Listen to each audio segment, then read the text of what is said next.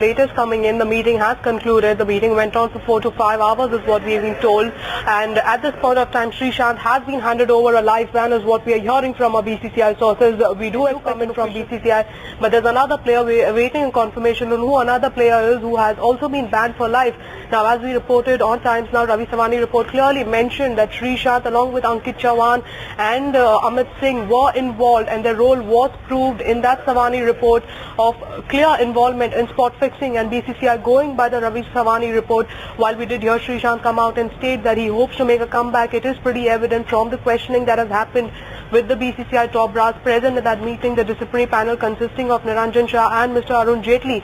They have handed him a life ban. We are still awaiting statement to come in from the BCCI, but that's the big news. Sreesanth has been handed over a life ban. Pretty much for Sreesanth, we are still awaiting who the other player is. We also know that 2 other players have been given a ban of 5 years. Now, this could also be players who failed to report an approach. They were also called in by the BCCI, that is Siddharth Trivedi and Harmeet Singh, who is the under-19 cricketer. So these are the players who were called in. We do know that they were cross-checked about the facts that they presented to the Ravi Savani report. Some of them also Sreesanth, in fact, going on in the Ravi Savani report to state that he made the statements to the Delhi police under duress.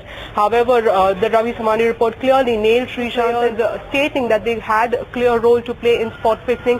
While we still await details on who the other players who's been handed over a life ban, we can confirm that Sreesanth has been handed over a life ban. We do expect an official statement.